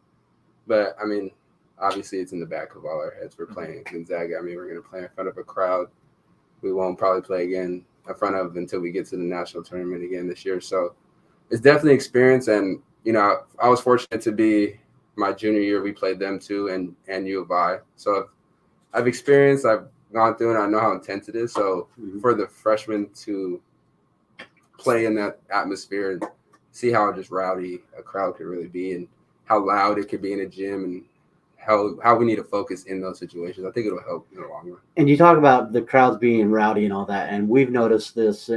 He's calling games and me doing PA for volleyball. How is it going to feel being back at the activity center and actually having fans in there? Because I tell you what, the first couple of games we did, it was just the student section just blowing up, getting louder, and it seems to be getting bigger over the last few weeks. We didn't have much as a fan base this last couple of years because of COVID. Do you think what can we tell the community to get them here? Let's pack the activity center. I mean, if COVID hasn't shown that, sports really bring people together, I don't know what else. I mean, going to a game of any sort and cheering for a team that you like, or even cheering against a team that you don't like, is always a fun experience. And the thing about sports is, as a fan, I think, is like you're coming to the game, regardless win or lose, you're coming to have a good time and watch a good show per se. So I just think that atmosphere of allowing people to be in that is just going to be great. I mean, having the fans we had for our one national tournament game last year was tremendous. I mean, it felt like it was packed, and probably not even half of it filled. Yeah, because I think they still had the other side of the seats still pulled up. Do you know if they're going to have that for Sunday, or? I don't really know the layout for the bench. I think I heard that the benches will still be spread out the same, so they'll probably still have that back bleacher down. But I think the ones on the top will be down. Full. So that is Sunday at 2 p.m. Against the Seattle Mountaineers. Sure. Kind of a semi-pro team. Is that what I was seeing from them? That's what we've been told as a team, kind of semi-pro, old retired college hoopers from all levels, D1 down. experience, good IQ. So we should be playing a Is good that team. something that you can learn from then? Oh, definitely. I think our first game is going to be a big eye opener. Usually, for the most part, some teams play, they think a weaker opponent or not so good opponent for their first game. And I know a lot of coaches, especially with young teams, definitely would, try to wander down that path. But I like that we're playing a team full of grown men. Yeah. I think that'll either expose us or we'll have to step up to the plate and show that we can compete. So, and like you said, if it exposes you, at least it'll be a great learning experience. Yes, learning experience regardless. I noticed, I know it's not on here, but I noticed that a lot of home games are going to be early in the season. Then we're going to hit the road a little bit later. Is there any other games besides Gonzaga that we should be keen on to playing in the Cascade Conference over the next, couple of months here? Yeah, I mean, I guess it's technically not our first year in the Cascade. Last year was technically our first year, but I mean, we've only played Multnomah, C of I, and I think that's about it from the Cascade last year. So I think it'll be real exciting. Obviously, the C of I game, Battle for Idaho, kind of NAI is always a good little rivalry, and we get up for that game. It's been a pretty rival game for the last 3 years. So I think that'll be an exciting game, obviously. And then I think all these Cascade tournament games are going to be huge. There's no easy wins. There's no nights off. I mean, every night we're going to have to bring it. That's awesome. All right, let's get into some quick questions. So as our first student athlete who has now appeared on the show twice, we had to change it up. Cool. So for one, that is obviously it's a great honor for you. That means he likes us. Yes, I'm Or honored for sure. He either likes us or he just completely forgot that he was on the show. And he's like, yeah, whatever, Alicia, I'll show up. But so we had to change up the questions. Let's have some fun with it. And then Kevin changed everything. Yeah, I and know. add another one. We're going to blame Kevin. All right. So if you were the host of a talk show, who would be your first guest? Oh, Drake. That's my favorite artist. Drake would be my first. What would be your first question you asked Drake? First question I asked Drake. Whoa, that's kind of on the spot. I'd probably ask him what his favorite album was making, because he's got a lot of good music, a lot of timeless music. So I would just want to know what was his favorite, not necessarily what sold the most or what was the biggest. All right, so let's change grooves here. Which household chore do you just dreading doing? Folding clothes. I could wash clothes. I could transfer them from the washer to the dryer all day. But as soon as I got to take them out the dryer and fold them, it's just like, there's so many other things I should be doing. Right, my girlfriend hates me. I lay them out on the bed. Yeah, that's me. I hang them up. We hang them up. At least I lay them on the bed, so then when it's time for bed, I'm like, all right. I gotta fold them. Put them away. Oh, yeah. I'm a hanger guy. We hang them up at our house, so it's like as soon as they come out, we're hanging them up, and we hang them off the shower before we put them away. Okay. Seems like too much work. I know. All right, how about biggest pet peeve? Any pet peeve? Biggest pet peeve. I don't know. I would say that I'm a lot of people's biggest pet peeve. I would say. I was just put it that way. I talk a lot. Ain't nothing wrong with that. Right. It works on a radio show. I hear the same thing. Exactly. We just have to have him in here fill in one night. Make it every week then. There you go. But NBA is getting ready to start. Yeah. Neither of us know anything about it. I'm a Knicks fan, so I mean. Oh, you're my favorite player of all time. Here we go. I appreciate it. Here we go. And one other guy that just completely tortures himself every single basketball season. All right. What is one of the most important skill every person should master? Johnson says this one all the time, and when I first heard him say it, it was like, wow. I mean, I want to be a coach, and this was one thing I took from him that I will take with my teams, but it's the ability to learn. I think that's huge. I mean, in all aspects of life, regardless of sport. I mean, even at a new job, a new school, you have to be open to learn new things. You have to be open to change how you do things. Have you ever heard the coin? And I used it in my classroom a couple times today and tomorrow. But the word fail. I mean, it's your first attempt in learning. And we said that all the time. We have the word fail up there. It is your first attempt in learning. It doesn't matter, we're all going to fall somewhere. It's how we bring us back up. One skill that I would hope you do learn how to master is folding clothes. Yeah. And the one I had to add on here because it became a discussion in the first hour of our show. It took over like 10 minutes because it's a very important question. Okay. Are you a fan of peanut butter and jelly sandwiches? I guess that's the first one. Okay. What is the percentage of peanut butter to jelly? I'm gonna go about 35% peanut butter. What is that? 65% jelly. Yeah, there you go. Yeah. Would you have what was it? A peanut butter mayo onion sandwich. Does that sound appealing to you? No. Peanut butter mayo onion? Yeah, I mean that's what I grew up on eating when I was a kid. I don't know. I'll try it. You know.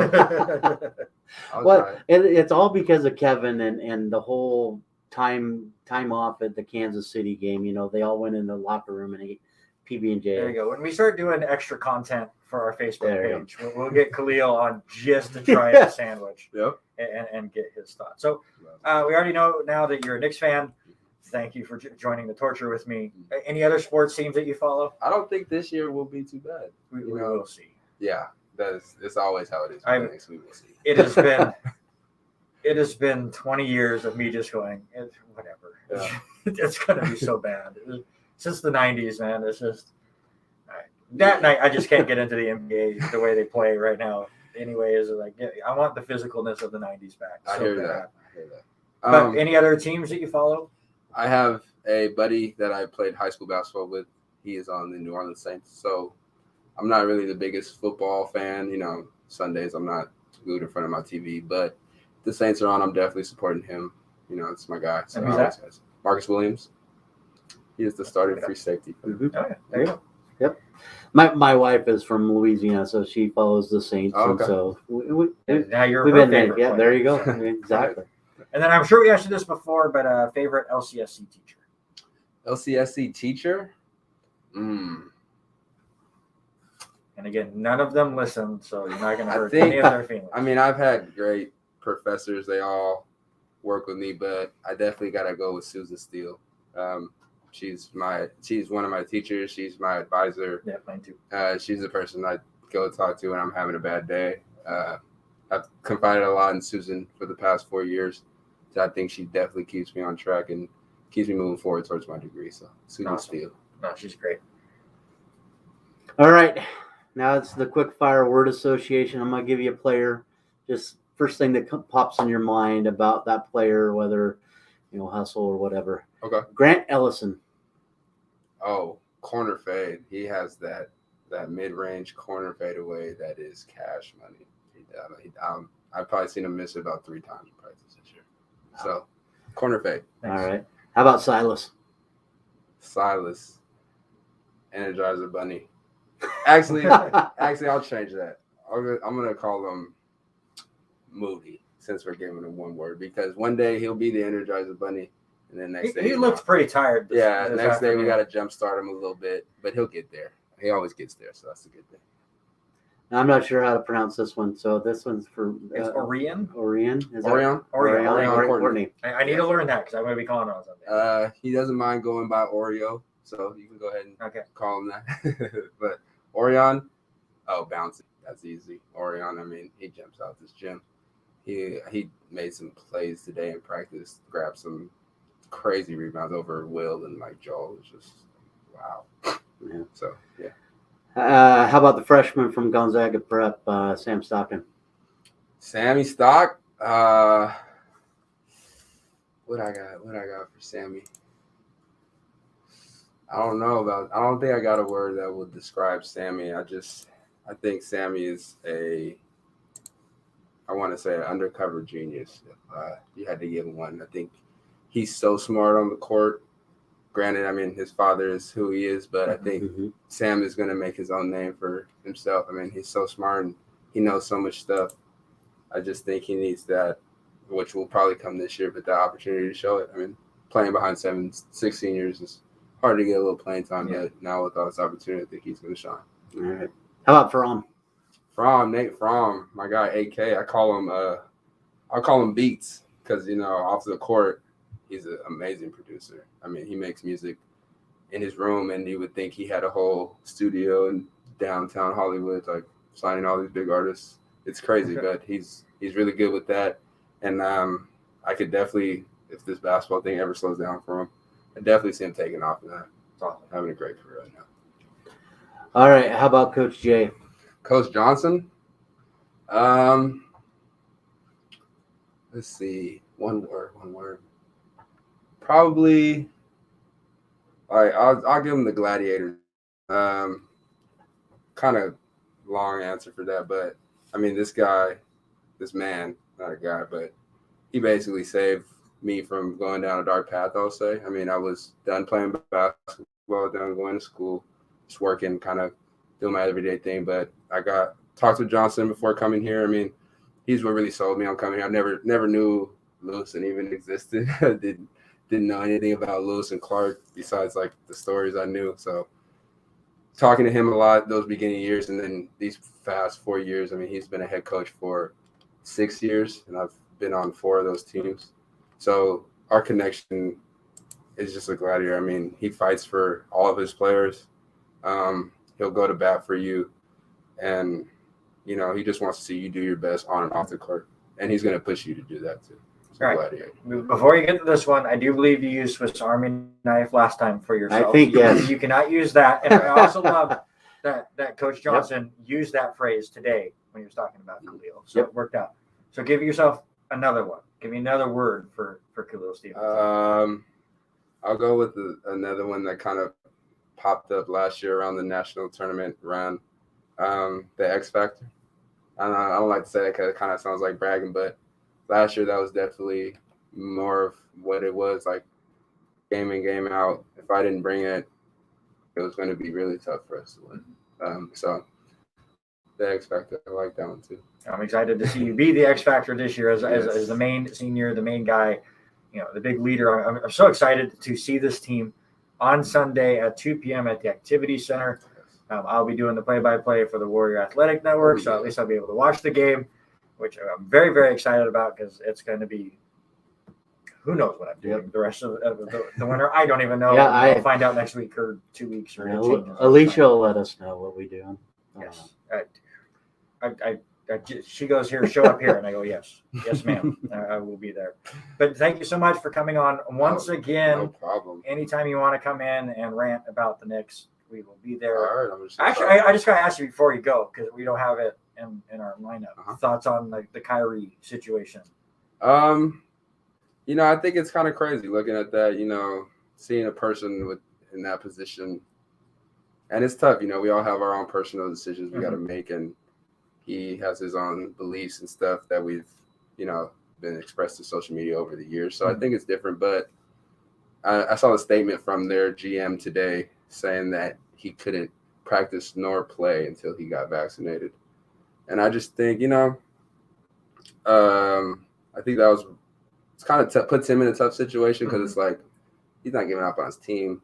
But in a sense, it's like, if you don't do this, it makes it seem like he is. Right. So it's tough for him, and being an athlete, and especially in that type of, like, I couldn't only imagine being in that type of starlight with that type of focus on something as simple as a vaccine. So I don't know too much about it. I mean, hopefully, he figures something out, and then he can. I love watching him play, so I would always like to see him on the court, but everybody's got their own things. All right. Again, thank you so much for Khalil. Again, LC Sunday at 2 p.m. against Seattle Mountaineers as they get going on to their season. It's going to be a lot of fun. So, Khalil, thank you so much. Cool.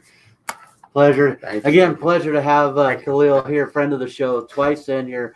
I hope to see him in here a few more times, and we'll be hanging out and enjoying that. So, pack the Activity Center. Let's get in here. The first game is on Sunday, and then couple of games, the 27th, 28th, just before Halloween, and against Yellowstone Christian. But just love listening to him talk. I think he's one of those guys that can talk for hours about whatever you want to. Absolutely. And the impressive thing about him is he knows he has to take on that leadership role. Yes. It doesn't go to his head where he's like, I'm the boss and I'm, this is my team. It is his team, and he understands that, but he doesn't say it in a cocky way.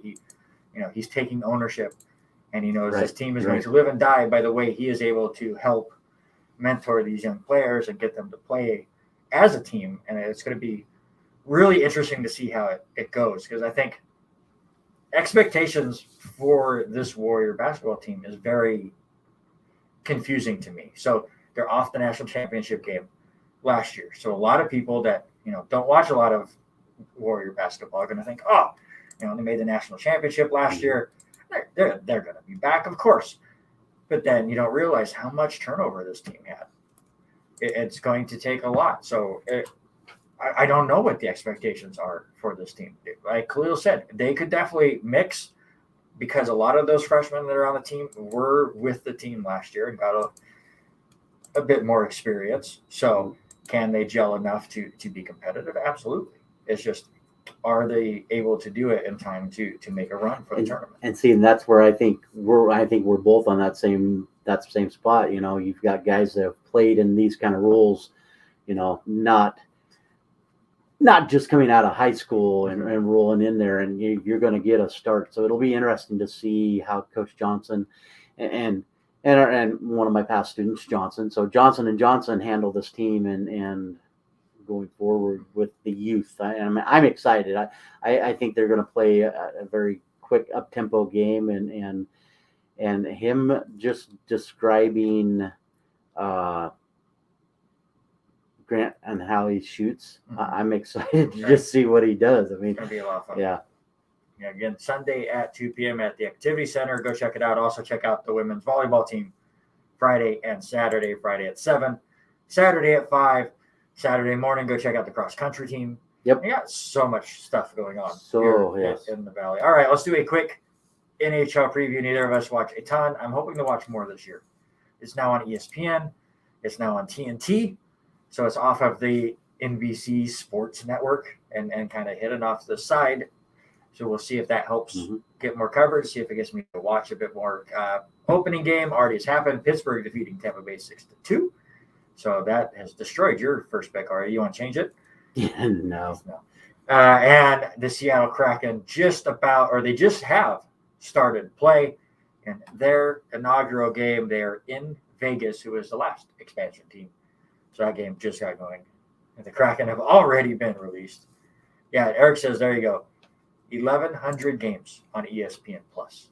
Wow. And you can get a cheap deal on ESPN Plus if you do the whole Disney Plus bundle thing. Well, I think we found out that my daughter has it already, and you can have up to like 3 people on your account. So a lot of hockey I'll be adding. I'm hoping to be adding Disney Plus on my thing, because I think I can look through Disney Plus to get there. We have so much to talk about, and I keep getting distracted. Did you see that they're coming out with New Home Alone? No, I have not seen that. It looks exactly like the original movie, but with just different actors. And the older McAllister brother from the original movie is now the cop that is hanging around the neighborhood. It's great. Right. I'm too excited for a knockoff movie. Also, the new Scream movie comes out in January. That also looks really, really good. I never got into Scream, so nah. Let's see. NHL news. Bettman, the big man, the commish of the NHL, says there's only 4 unvaccinated players in the NHL. Only 4. And he was nice enough not to name them. To name them. Yeah. Only 4 in the NHL. That's impressive. Let's see. Let's just do it. Because all right, this is gonna be quick. We're just gonna list off names because I guarantee you neither of us can name anybody. No, I can't name anybody. This is our goal, is to get into the NHL like I got you into AFL at the start of that season. Because both of us are going to watch more hockey and try to get back into it. So you always win the coin flip, so I didn't even flip the coin. I just gave it to you. We're only going to pick 5 teams each. We're not going to do the whole thing, but you get the first pick. Give me Tampa Bay Lightning. Go to the defending champs. Can they make it a 3-peat? 0-1 already. I like my chances. My first pick, Colorado Avalanche. I think they got a good chance too. With my second one, I have to do it for Alberson and Jordan. Big Vegas fan, so I'm going to take Vegas. Eric Watkins says the first rule of the NHL is the lightning suck. So there you go. Come on, Eric. Come on. He is not a lightning. I think he's getting back at me because I've been trying to drop in. I have it programmed on my phone now that I drop in and I listen to WTM when him and Sean are talking soccer.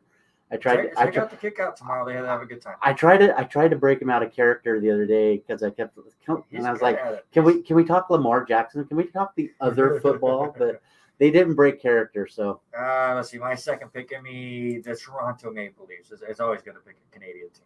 Yeah, and then I'm going to jump up with my third. I'm going to go back north to your neck of the wood. Give me the Islanders. I'm going to be honest. I looked up a lot of win totals and odds and stuff, so that gave me my third pick of the Florida Panthers. And old school. I remember stuff about and I remember the Boston Bruins, and that's why I took the Bruins. So give me the Bruins, my fourth pick. Oh, and Vegas has scored already against the Kraken, so the Kraken down 1-0. Maybe I'll go Wild of Minnesota with my fourth pick, and I was so worried about making this pick, but I'm taking Minnesota. All right, and then I messed up. I was going to go your pick, and then I was telling somebody earlier as I was typing it in there, I was like, oh, wait, and I started backspacing, and I saw you already started typing. So you were sitting there, so give me Carolina, and then so that gives you the Seattle Kraken. I got to take them. Whether it's good or not. I was going to do that, and then I just had a dumb moment, and I'm typing with my. It's the first time I've ever switched allegiances in a sport ever. But again, I kind of fallen off of hockey. I was a Sabres fan. I know Jack Eichel, and that's about it. Who's on Buffalo? I know nobody on Seattle right now, but I plan on turning this game on in my other monitor when I get to work here once the show is done, and I watch the game, even though the Kraken are down 1-0. Kevin says it was off a wrist shot. We're going to learn what that is. No, I know what a wrist shot is. I know what a wrist shot is. I do know what that is. So. All right. Wanted to get through that quickly so we can kind of catch back up to where we were, even though we still have college football picks to do. I forgot that we still didn't do that. But Khalil was a fantastic guest. And we'll do that. We'll do that right after our sports-related draft. I want to get that sports-related draft. Let's get into the MLB roundup. That's not the players of the week. It doesn't matter. Do you think there's anything to I can't talk anymore. The Chicago White Sox accusing the Astros of sign stealing again? I don't think so. I think they're just reaching, trying to find a way to leverage in. So it would not surprise me. I mean, it wouldn't me either. It would kind of surprise me to be that ballsy to do it again after all of the controversy going on. But as many times as these pitchers have these notes of, well, if we got a runner here, and if it's only one out, we're doing this sign. I'm like, all that's getting so confusing. How long until we just do it like the NFL and you get a little earpiece? Yeah. That tells you the pitch. Mm-hmm. And it saves so much time. Well, we were talking about it here for us as far as at a junior high level with football. I mean, we already have it at high school. When are they going to start letting one of us coaches go up in the box where we can pay attention to what defenses? And we're talking, yes, junior high stuff, but that came up for the conversation. When do we let coaches start having headsets at the junior high level? So let's see. The ALCS is already set, and it's complete straight garbage. Oh my God! It's the Boston Red Sox and the Houston Astros. I guarantee you, I do not watch a single inning of this conference championship series. It was tough for me over the last week because I love Pete to death. Pete and I were razzing each other whole last week. Going into Seattle, Boston, New York, the whole mashup. And it was funny, he was all about the Red Sox, and he was giving me all these stats and that kind of stuff. So I might follow a little bit. I think I'm going to lean a little bit Boston, but I don't think I want to deal with Houston. If I have to lean, I'm leaning Boston because the Astros are just so bad right now. I can't stand them. Let's see. The NLDSs, as we said earlier, the Braves beat the Brewers to win that series in 4. They won Game 4 5-4. And currently in the bottom of the 4th inning, the Dodgers lead the Giants 2-0 in a elimination game for LA. See if they can push that to a Game 5, which kind of means we can't really make predictions yet because they're not done. But I guess we can make our AL. Yeah, we can. I'm going to say Boston in 6. I like Boston 6. Okay. Actually, let's make it right now. So Braves and Giants, who would you take? Giants. As much as I would say Giants in 5. As much as 5? In 5, I think in 5. As much as I like Freddie Freeman and all that, I think it'd be a little bit different if Acuna was there. And then if it was Braves and Dodgers? Dodgers in 6. And then Parker does ask, who do you think will finish off this series, Dodgers or Giants? I got it. I gotta say Giants. Giants. I do think this gets pushed to a Game 5 I agree. in San Francisco. The Giants just find ways to win. I picked the Dodgers originally to win the series. I'm flip-flopping. I'm going to take the Giants to finish off the Dodgers in that 5th game. And to answer my own questions, I would take both of the NL West teams over Atlanta. Atlanta's had a fantastic story. Again, losing Acuna earlier on in the year and now making the NLCS on top of it. But I just think the Giants and Dodgers are too good. I would say both of the 6. Yeah, I would agree with that. Especially after watching, I think Max Scherzer wants another shot at it. So I would be very shocked if he doesn't pitch if it makes it to Game 5. Okay. All right, let's get into it for the 4th time. Our sports-related draft so far, and I just need to make a list. Yes. But so far, we have done the best college mascot. And I got college helmet. We did college helmet. Right, and I got Raz because we didn't put the Cougars on there. So that's a win for me. We did college mascots, which was a win for me because all 3 of mine were live mascots. Yours were nerds in a suit. All of mine were live, like actual. Come on, we're talking Sparty, we're talking Otto the Orange. Yes, nerds in suits. And Butch. I got a bulldog, I got a buffalo, and I got a tree. All right, all living things. Last week we talked about the worst umpires. Kevin already said I won in the chat earlier because of one guy. Well, but here's my argument, and this is an argument I wish I would have realized when we had this discussion last week. Not only did you pick Jim Joyce, who is a decent umpire because of one bad call, Jim Joyce is retired. That he shouldn't even count. So I win. So I'm 3-0 in our drafts. But this is going to be a tough one. It is. All right. It is your best. Hey, it scores again. What is happening? All right, go ahead. Stadium or arena food. What do you have to have when you sit down and get ready for a game to watch? I can tell you what my wife would say. She wants a red licorice rope. It does not even. It does not even make the list. But that's not. It doesn't make the list here. I'll say right now, all of my picks were basically baseball because those are the ones I usually will go to. I've went to some football games, but I went to a lot more baseball games in my life. Number 1, again, baseball games are long. Right, and you get. I get the first pick because you picked the top pick. But number 1, baseball games are long, so I want like a full meal out of it. But the game's long, so I want it to be snacky at the same time. Give me some good nachos. You get everything with that. You get your snacks with the chips, you get your meat, your cheeses, all the crazy toppings that get on it. The picture you sent me of nachos. I'm waiting for you to send it to me, so I have a replacement. Put it in there later. I forgot to look, but no, just a good set of nachos. Okay, so really with that being said, what are your toppings on that nachos? Besides, I'm sorry, my throat's going out. What has to be on there? Parker's making fun of me because I'm losing my voice. So you said meats, you said cheeses. What is a necessity on top of those items there? Is it chopped tomatoes? Is it onions? Is it jalapenos? What is it? What is the necessity? It's chopped tomatoes. It's salsa. It's olives. I'm not a big guacamole. That's a video game, by the way. Guacamole is a great video game. Take another drink of water. I'm not a big guacamole fan, but on nachos it's great. Just give me the works. It's just make them messy. As long as there's no olives. I'll take a bunch of. We can bounce the olives out of the way. Ugh. No, they're on there. Ugh. No. Hey, so I'm the same way. Baseball, and I think it just sticks with the memory. Mm-hmm. And I think even you've seen me do it at NAIA World Series where we sit all day and watch baseball. But for me, and I think it's the memory of sitting with my grandfather at the ballpark. But give me a bag of peanuts. There's something about a shelled peanut. Grab it, throw it in your mouth, suck the salt off, pop it in there, and crunching, standing up. And when you stand up out of your done, you're crunching on the shells underneath it. There's something about that memory. The only reason that I disagree with that now is as somebody that, helps out with baseball games sometimes with the World Series and seeing all the cleanup that has to go between games. I feel bad for the people that have to clean up all of the peanut shells. Yeah.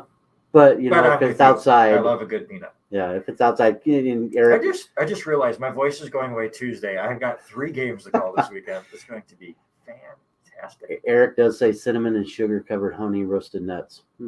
But And a hot dog. what else did he says on there? And a hot dog. And a good hot dog. That is my second pick. It was so close between nachos and hot dogs. Hot dogs are a must when it comes to a baseball game. I have to say, with the World Series, and you ask a specific question here at the end, but it's not my answer, so I can say it now. But that they have the 2 things I always have to get during the NAI World Series is what is the Wilson Banner Ranch always has a booth, and they have that The waffle funnel. cone with all the fruit in it. I always have to get that. I always have to get a hot dog. Right. Those are the 2 things I have to get when we're at the games when we do our Memorial Day stuff. So yeah, a good hot dog that's baseball. Yeah, I think the NAA one we missed this last year was the Parker does say the hamburgers over hot dogs. It was close, but hot dogs is baseball. not if it. Yeah, I'm like, dude, it's got to be baseball. Come on, you got to make sure you chime in later, make it and post it on Facebook too. For me, number 2, and I'm a snacky guy too. I'd rather, I want to. My focus is all on the game. Give me a good bag of popcorn. You Good bag of stole my popcorn third too. You stole it. I was hoping hot dog would drop, but it didn't. Popcorn again, that perfect snacky stuff. Keith Foss knows. Oh, Foss. Anytime, any road trip, Foss was the first thing he was doing. We stopped at the grocery store and he got a bag of. Kevin popcorn. says Philly cheesesteak. That's another good one. But I went snacky. You stole popcorn for me. So what else is kind of like popcorn? What's baseball? And maybe it's not baseball now. I don't even know if it's still a thing. Can you even still buy Cracker Jacks? You can. I've seen them. But as a kid, I loved the Cracker Jack boxes and getting the cheapest little toy in there or whatever. But in that, you get your caramel popcorn. You get your nuts. You get everything in this little box. So that is my third. Yeah, that is a good pick. I'm going a little bit newer just for the lights. And you go wherever you're at. I've seen it up at Indians games in Spokane. I've seen it over at Safeco, but it's got to be the baseball hat of ice cream. You see the ice cream, chocolate sauce, and all the peanuts and all that on top. So I'm a snacky kind of guy when it came to that. So I mean, we have a Colorado Rockies hat, but it wasn't ice cream; it was popcorn. But yeah, I love the little helmets that you can get with them. So I'm with you but as well. I have to say this, and all of these are good with a nice cold ice adult beverage. Yeah, you try to make that your ice third pick. cold. Yeah, I did. I had to change that. For one, it's not a food, and 2, it's got wheat. It's got wheat. I guarantee you, if we had a poll on our thing and you put adult beverage on it, I lose. Yeah. So I had to make sure you didn't run away with it by speaking to the masses that are on our Facebook page. All kinds of wheat and barley. So there you go. Those are our 3 picks. For me, it's nachos, hot dogs, and Cracker Jacks. For Robert, it's peanuts and popcorn, which are in Cracker Jacks. So I win. And the baseball hat full of ice cream.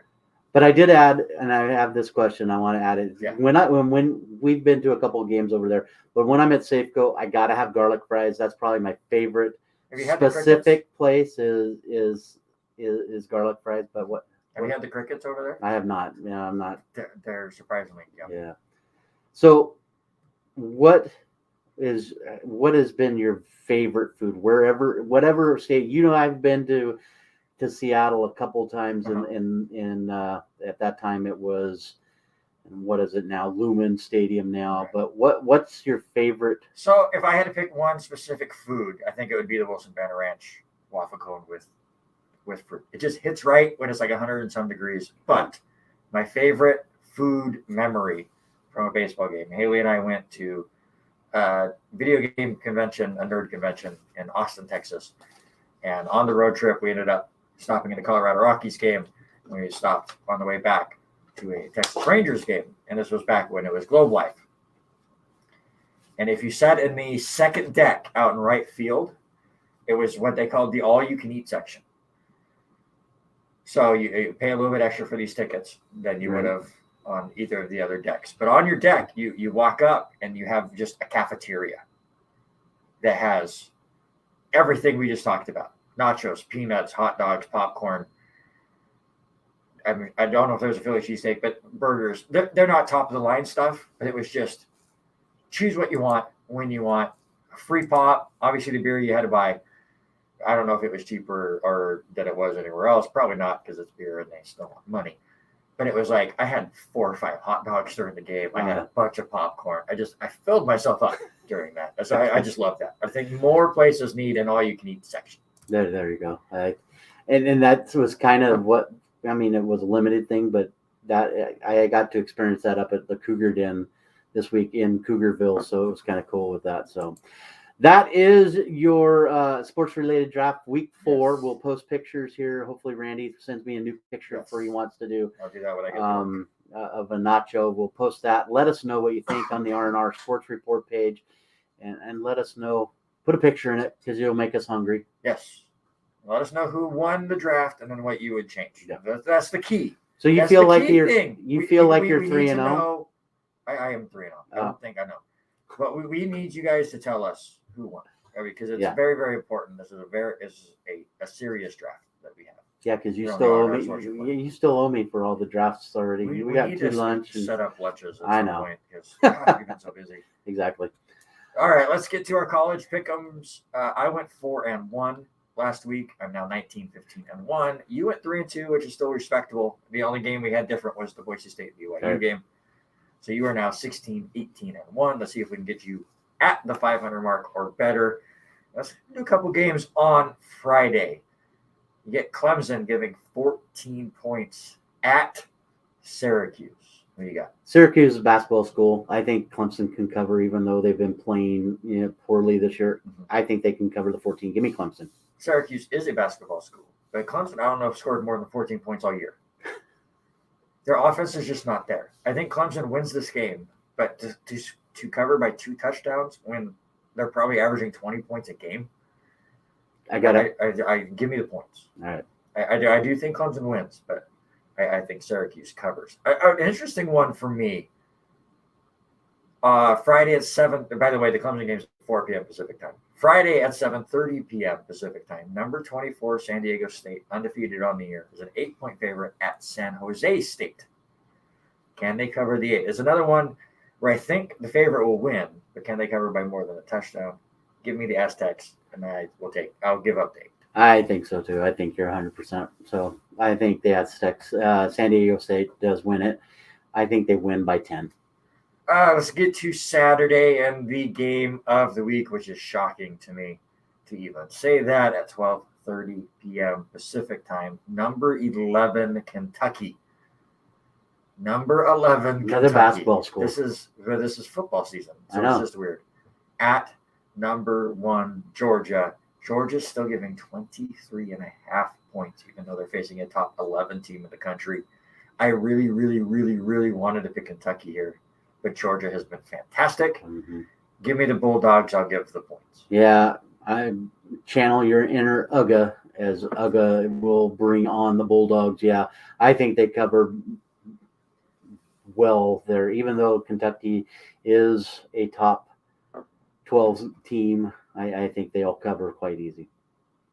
All right, and our last 2 games will be Pac-12 games. I almost put on Arizona at Colorado because both teams are so horrible. But I would have if the game was at Arizona, but I think Colorado wins that one. Saturday, 4:30 p.m. Pacific time, Stanford at Wazoo. The Trees going to the Cougars and giving 2. What do you got? I did it just to say that Butch was better than the Tree. So give me the Cougars. Give me the 2 points. We'll win by at least a field goal. So give me the Cougars. I hate the fact that I'm agreeing with Kevin a lot. Stanford. All the way Stanford. Give me the Trees. Listen, the Tree. I picked against them last week, but they were taking on my boy Herm Edwards. Right. And I thought it was going to be a letdown game for Stanford after beating Oregon, and I was right. They'll bounce back again. They're going to beat the Cougars.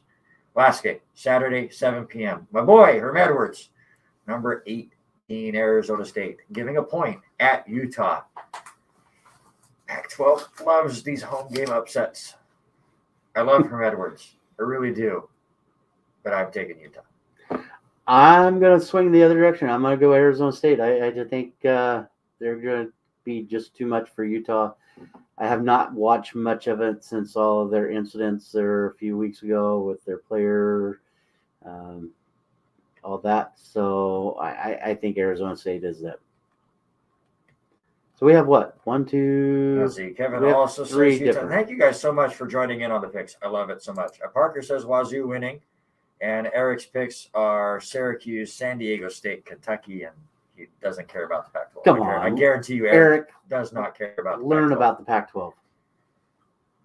All right, let's get into these sports that don't get enough airtime. Let's talk. I want to talk NASCAR first. Okay. What a race at the Charlotte Roval. Last race before the next cut line. Points were really close. And then Kevin Harvick, on purpose, wrecks Chase Elliott. And I know it's on purpose because if you watch the video and listen, you can hear him rev the engine in a spot that you're not supposed to rev the engine right into the back. And when Kevin Harvick was asked about it, he didn't even deny it. He was just like, yeah, life will teach you lessons. So Chase now completely destroyed, works his way back and gets into the points, gets right behind Kevin Harvick. And Kevin Harvick got so scared he just ran himself into the wall. It was fantastic karma, and I loved every second of it. By the way, I love the Charlotte Roval. I love all these road courses that NASCAR is doing.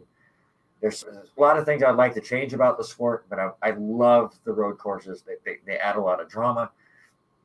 So the 4 drivers that were eliminated, Kevin Harvick, thank God, Christopher Bell, Kurt Busch, and Tyler Reddick. So now we're down to 4. Or it's down to 8. We're going to cut down to 4 after Texas, Kansas, and Martinsville. Right. Who are your final 4? And and I have missed the last couple races, so I'm a little behind. So I'm going to jump on Kyle Larson. He has done great all season. So give me Larson. I'm going to take Hamlin and Truex Jr., but I'm going to take the young guy. Give me Blaney. I think Blaney makes it. Anyway, Eric says he stepped out of the room, so he's all about the Pac-12. Good on Stanford, Utah. He's agreeing with me. So I take back every bad thing I said about Eric in the last 2 minutes while he was out of the room and missed it all. For me, I'm also taking Larson and Hamlin. I think those are the 2 no-brainers. Mama Watkins wasn't making him work or something. Absolutely. It's usually how that works. I got to take Chase Elliott. He's just too good, defending champion. My favorite driver, I got to see him make the Final 4. Brad Keselowski, I've had him eliminated both times that we've had to pick 4 drivers to be eliminated. He's just hanging around. And I can see him. He's good enough to get into that top 4. Boxing, Tyson Fury defeated Deontay Wilder in their 3rd matchup. It was a KO in the 11th round. I probably turned it on in the 5th or 6th round, and Wilder was already blown. But give him lots of credit for sticking in it and sticking with Fury. But Fury does get the win. Local bowling, we got to give these shout-outs. Yeah. Absolute shout-outs. My partner on Sunday nights, Tony Barden. Unfortunately, this was on a Wednesday night, not a Sunday night, but he did shoot a 300, his 15th all-time, and he shot an 802 series at the same time as his 5th 800 series, and then he sucked on Sunday for me. I had to carry the team. Speaking of Sunday, our league, Kyle Post with his 4th 300, and I tried. I tried really hard to talk Dale into putting into the note of Kyle Post's 300 that it was the 15th shot against Robert Hagan, but he wouldn't do it. Yeah, that's crazy. I've been bowling 25 plus years, and that was the 15th game that has been shot against me that somebody has thrown 300. I mean, I want to so bad. I want to add to that. Stricker, well, you know what? Matt Reddish said the same thing. He's like, well, knowing that, maybe I just need to throw against you and I'll show good. And that's the thing. I mean, Stricker's had a couple against me. Skip Olson, friends of ours. I mean, so people have done it. You know, my mentor Daryl Simpsons has one against me. So it's just kind of. And then last night while I was at work, I got the email that Nick Harris shot an 860 or 826. Jesus, sorry, I was trying to give Nick more credit than he got. But an 826 series. That's fantastic. Yeah, crazy. We're all getting there. The equipment is just getting so good that we can do that. So. All right, give me just a couple. Just a couple. Yeah, we're gonna do that. This week in sports history. Yes, this week in sports history. I know we've covered a couple of them before. 1990, Stacy Robinson sets the NCAA quarterback rushing record with 308 yards and scores 5 touchdowns to lead Northern Illinois to a 73-18 victory over Fresno State. A couple of years later, Kerry Bender rushes 33 times for 417 yards, setting an NCAA all-division single-game rushing record. And he played for University in a Division III team. 2006, Randy Moss, 22-yard touchdown catch between 2 defenders was his 100th. He became the 7th receiver with 100 touchdowns. 2 more. Let's see. 2009, Kurt Warner passes for 300 yards against Arizona. It is his 50th 300 game, and Warner was able to get to 50 in 113 games. So just over half, almost half of his first games was there. Was the fastest to get there, just right behind Dan Marino, who was 176. And then in 2010, Roy Halladay pitches his second no-hitter in the postseason, leading the Philadelphia Phillies over the Reds 4-0 in game number 1. So I remember watching that game. It's crazy. All right, hit me up with the trivia. All right, so do you want college football or do you want NFL? Oh, give me NFL. All right, so we talked about Kurt Warner passing for 300 yards. He's the quickest to get to 50. Mm-hmm. How many total 300 plus yard games does Kurt Warner have? Man.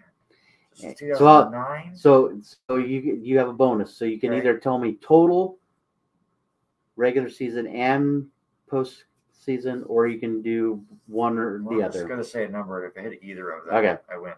That's 2009. I'm trying to remember when Kurt Warner even retired. So the greatest show on turf was 2001. So this is 8 years later. This was already when he was at Arizona.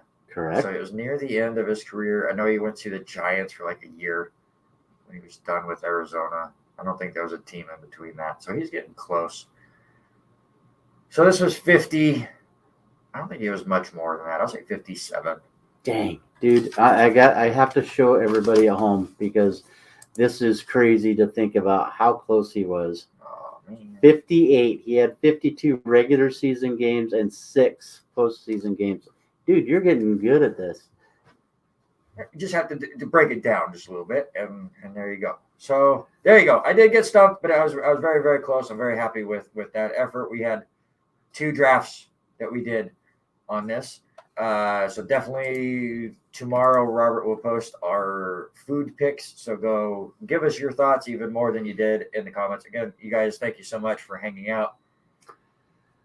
He's back on the kickoff, and I'm rubbing off on him. It's quiz stats. That's how it is. But again, thank you, Eric, Kevin, thank you, Parker, for all of the comments during the show. Yeah, we got a couple things we want to talk about. First of all, we lost a very important person to both of us. We have bowled with him for many years. We lost him on Thursday, and that is a friend and a mentor, past coach that coached up at Prairie, couple state titles in basketball. Mr. Elmer Wessels passed away this past week, and our thoughts and prayers go out to Tina, Maria, Irene, the entire family. So we are thinking of the Wessels family in this time. Yeah, it's still something that is tough to put your head around because, again, he was always there. He was always at Lancers, it felt like. But his outreach was even farther than that. Again, I work at the Tribune now, and one of the other writers, Elmer, coached. And he has a completely different connection than I do. And just being able to have that conversation with him has just been crazy. So we're definitely going to miss Elmer. Yep. For sure, and that is how we are going to end the show in memory of Elmer Wessels. And again, thank you guys so much for hanging out with us. Thank you to Khalil Stevenson for coming on the show for the second time. He's a fantastic guest. We had a lot of fun with him, but we're going to get out of here. Come check out volleyball Friday at 7 p.m., Saturday at 5 p.m. Go check out cross country Saturday morning over at their track over by the new Lewiston High School. Basketball Men's basketball back Sunday at 2 p.m. Now I'll even give it for the Nuggie, Parker and them. Their last football game, my last football game of the season. Lincoln Lancers take on Jennifer Burroughs tomorrow night, 5:15 at CHS. Go support local sports. We very much push that, and that's what this show is all about. But for now, that's Robert. I'm Randy. We're thinking about you, Elmer. But right now, we